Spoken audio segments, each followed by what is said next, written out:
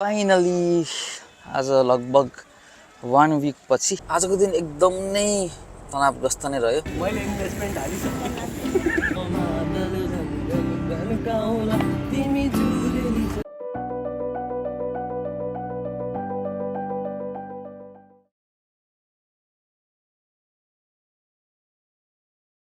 Good morning. एउटा नयाँ डेको सुरुवातसँगै तपाईँहरू सबैले अहिलेसम्मको यात्रालाई फलो गरिराख्नु भएको छ भने आज डे 8 भइसक्यो र finally the day is here. आज चाहिँ हामी बल्ल सामान पाउँछौँ भन्ने हिसाबमा अगाडि बढ्न लागेको छौँ। फेरि पनि यो कन्टेक्स्टको कुरा गर्नुपर्दा हाम्रो सामान चाहिँ फोर्स गुर्खाको लिफ्ट किट इन्डियाबाट मगाएको थियौँ। Without any intermediate person directly नै भेन्डरसँग कन्ट्याक्ट गरेर हामीले मगाउन ट्राई गरेका थियौँ र त्यो सामान अहिले चाहिँ पोस्ट अफिस आइपुगेको छ। लास्ट विक चाहिँ आएर पनि फिर्ता गइसकेको भएर हामीलाई अलिक अप्ठ्यारो परेको थियो। त्यसकै लागि वेटिङ जर्नी थियो यो सबै। त्यो बिचमा हामी ट्राभल गर्दै वर्क पनि गरिरहेको थियौँ र अब चाहिँ सामान जोगबनीमा हिजो बेलुका आइसक्यो भन्ने इन्फर्मेसन पाएँ मैले र आज मलाई बोलाउनु भएको छ। अब त्यही भएर अब अहिले जाने भन्ने प्लान गरिरहेको छौँ।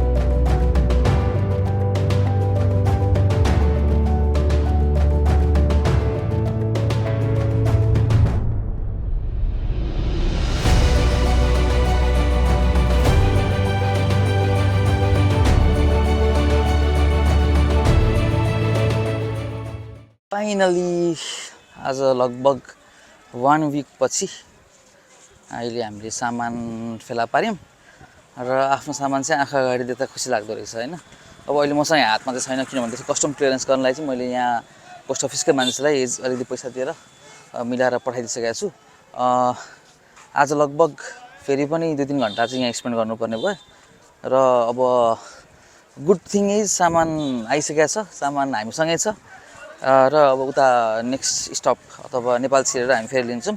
अहिले म फेरि जोगबनी आएको थियौँ हामी र अब चाहिँ लाइक सामान कस्टमबाट क्लियर हुने बित्तिकै हामी चाहिँ त्यो सामान लिएर अगाडि बढ्छौँ र काठमाडौँ लगेर हामीले त्यसलाई फिट पनि गर्छौँ। र आज 1 हप्ता 10 दिन हुन लागिसक्यो हामीले काठमाडौँ छोडेको पनि। अब फाइनली सामान चाहिँ जुनको लागि लिएर दिन हामी यत्रो स्ट्रगल गरेर आएको थियौँ, त्यो सामान चाहिँ पाइयो। खासमा हामीले राम्रो स्ट्रगल गर्नु पऱ्यो र त्यो स्ट्रगल अनुरूप सामान चाहिँ जे होस् पाउने भयो। अब एटलिस्ट अब नेपाल गइसकेपछि झन् सामान पाइयो चाहिँ झन् बेस्ट हुन्छ। र अब चाहिँ हामी सामान उता कस्टम्समा छोडिसकेको भएर यहाँदेखि चाहिँ निस्किनु लाग्दैछौँ। अब दिस इज जोगबनी। कति आउनु यहाँ पनि 3 चोटि भइसक्यो, गाह्रो छ। A few moments later. आजको दिन एकदम नै तनावग्रस्त नै रह्यो। सामान आइसकेपछि पनि कस्टमर्समा चाहिँ नेपाल साइडमा अलिकति 2-3 घन्टाभन्दा बढी नै लाग्यो। सुरुमै प्रेडिक्ट गरिसक्नु भएको थियो त्यहाँकोले चाहिँ अलिकति इस्यु हुनसक्छ है भनेर, र त्यो भएको भएर मैले चाहिँ साथीहरूलाई धरान घुम्ने भन्दै थिएँ, मैले धरान पठाइदिएँ अनि म चाहिँ सामान लिन बसेको थिएँ। फाइनली चाहिँ मेरो हातमा सामान आइपरेको छ र अहिले मैले सामान पछाडि गाडीमा राखेर अनि म धरान जाँदैछु साथीहरू भएको ठाउँमा। अब सामान नै आइसकेपछि के हो त त्यो सामान भन्ने हिसाबमा एक्चुअली कुरा गरौँ किन चाहियो। जस्तै हामीले पहिलेदेखि नै कुरा गरेर आएको एउटा इस्यु यो फोर्स गुर्खाको चाहिँ ग्राउन्ड क्लियरेन्स, स्पेसली तलको जुन चाहिँ आर्म्स छ नि, त्यो आर्म्स चाहिँ एकदमै लो भयो, जसले गर्दाखेरि चाहिँ अफरोड, नर्मल अफरोड, इक्जाम्पलको लागि म गएको ठाउँ नै भनौँ पाटनमा चाहिँ अलिकति राम्रै अफरोड भएकोले गर्दाखेरि त्यो आर्म्सहरू छुन्थ्यो। अनि अब आर्म्स एकदम स्ट्रङ त बनेको छ, तर त्यही पनि छुने बित्तिकै ला इम्प्याक्ट पर्यो भन्ने डर त हुन्छ नि त। अनि त्यसकै सोल्युसनको रूपमा चाहिँ एउटा लिफ्ट किट मगाएको थियो। यो लिफ्ट किट भनेको मैले डाइरेक्टली bluegarage.in भन्ने साइटबाट जसले चाहिँ यो लिफ्ट किट फोर्स गुर्खाको लागि म्यानुफ्याक्चर गर्छ त्योबाट मगाएको थिएँ। अब यसले के गर्छ भन्ने कुरा गर्ने हो भने यो गाडीको ग्राउन्ड क्लियरेन्सलाई अराउन्ड 35 mm ले बुस्ट गर्छ। त्यसमा टायर्स एडिसन नगरिकन, अब किनभने मैले बिग टायर्स राखेँ भने, ठुलो टायर्स राखेँ भने त त्योभन्दा बढी नै हुन्छ हैन। तर त्यो नराखिकन गर्दाखेरि चाहिँ लगभग 30 to 35 mm चाहिँ ग्राउन्ड क्लियरेन्स बुस्ट गर्छ भनेर क्लेम गरेको छ। फाइनली हामी चाहिँ सामान लिएर पनि यता आइसक्यौँ र यहाँ कस्टमर्समा चाहिँ थोरै फी एउटा तिरेर सामान हामीले पछाडि गाडीमा राखेका छौँ। अब त्यो सामान चाहिँ हामी काठमाडौँमै गएर फिट गर्छौँ। सबै सर चेक गर्दा फेरि सबै कुरा नै थियो, डेलिभरी जे आएको हो त्यही नै कुरा लिएर हामीले गाडीमा यता पछाडि राखिसकेका छौँ। अब हामी यो ठाउँदेखि चाहिँ निस्किन लागेका छौँ।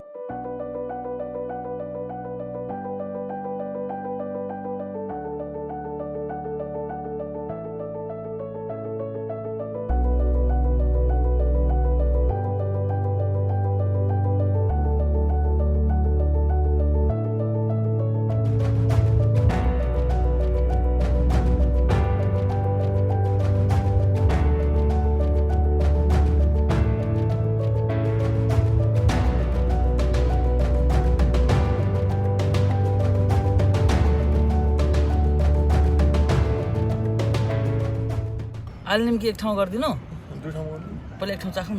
एक ठाउँ चटपटी त्यसो चटपटे एक ठाउँ बिस्तार थपाउँ कि पहिला आलु निम्की गरिदिनु।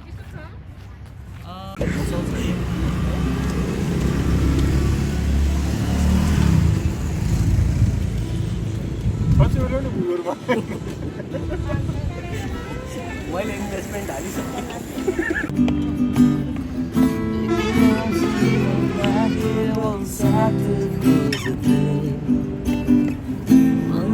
कुरा सुनाउन तिमीलाई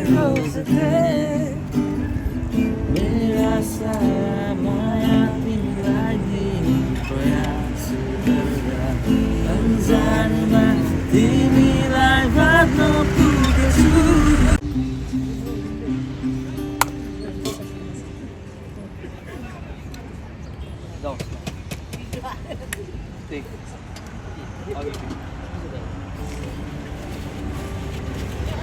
कान्छी केही त बोला मनको कुरा बोला म मादल गाउँला तिमी जुरेली जस्तै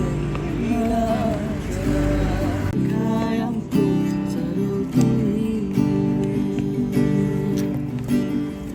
गरी खेतको सिरै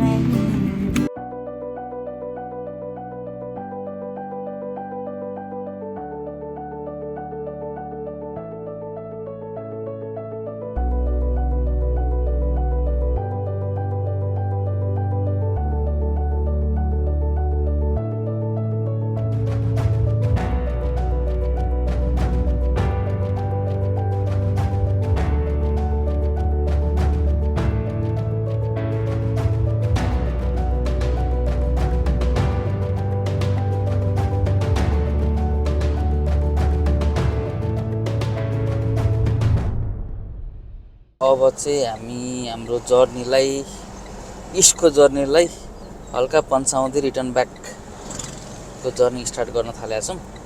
लगभग 4 बजिसक्यो। अब अहिलेको टार्गेट चाहिँ हामी नट स्योर कहाँ पुगिन्छ, तर सकेसम्म अलिक परै जाने भन्ने प्लान हो। बिचमा कतै सनसेट राम्रो देख्न पाइएछ भने ठिकै छ, होइन भने हामी अगाडि बढ्दै गर्छौँ। र अहिले चाहिँ हामी धरानदेखि नै मदन भण्डारी हाइवेलाई पिक गरेर अगाडि गइरहेछौँ। यो बाटो चतरामा जोडिन्छ र त्यहाँदेखि चाहिँ अस्ति हामी आएको बाटोमा फेरि पनि हामी जोडिन्छौँ र अगाडि बढ्छौँ।